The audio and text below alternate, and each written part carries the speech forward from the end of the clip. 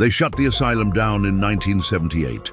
St. Augustine Institute for the Mentally Disturbed. It stood in isolation, surrounded by black pines and marshland.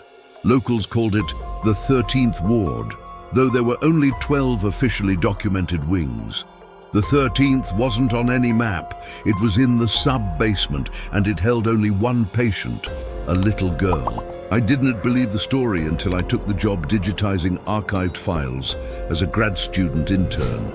My job was to sort through boxes of photos, incident reports, and audio logs. But one file wasn't T in the database. Case Z00X. Subject Annalise.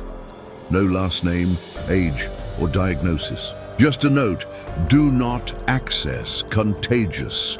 Inside was a picture of a handmade doll, black thread eyes, red yarn hair, a faded blue dress, and stitched into its chest. Love me. Attached was a grainy patient photo of a girl, maybe 6, hair wild, mouth open mid-scream. Behind her, taped to the wall, the doll, its head turned, looking at the camera. The reports were increasingly erratic.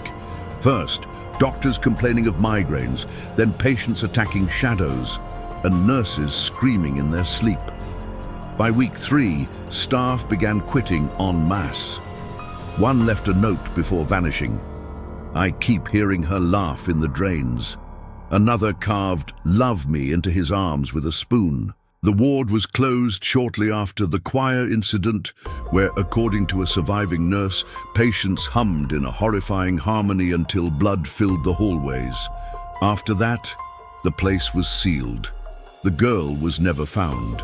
The doll supposedly buried beneath the boiler room, but the folder contained something else, an address and a key. I should have walked away. I should have burned it all. But I went to the asylum. The building was rotting, vines clawing through windows. Inside, mold and silence, except for a faint lullaby playing through unseen speakers. The halls smelled like copper and mildew. I followed the map sketched in the file, down the stairs, past the boilers, into a narrow concrete corridor with no lights. At the end, an iron door engraved with one word: love. Inside, the walls were covered in crayon drawings, all of the same red-haired doll surrounded by people with no faces. On the bed, the doll itself, perfectly preserved, eyes stitched open, smile intact. I felt my body move before my mind did. I picked it up. Everything went quiet. I don't remember leaving, but I woke up in my apartment with the doll beside me. My phone was full of voicemails from people I hadn't spoken to in years, all asking, "Why did you send this to me?" Followed by silence, then whispering. One by one, people around me began breaking. My roommate locked herself in her room for 3 days.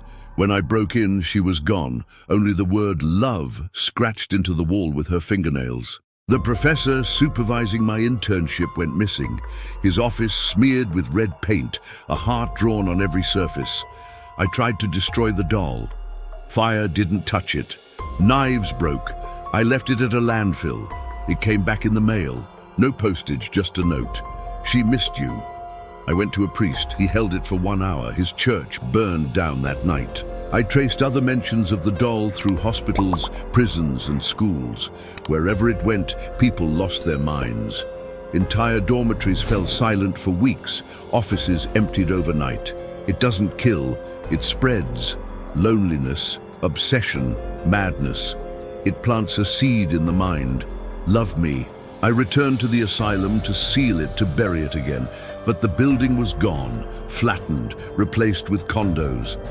And I brought her with me. She's sitting on the shelf now, watching. And sometimes at 3:13 a.m., my phone rings. A child's voice asks, "Do you love me yet?"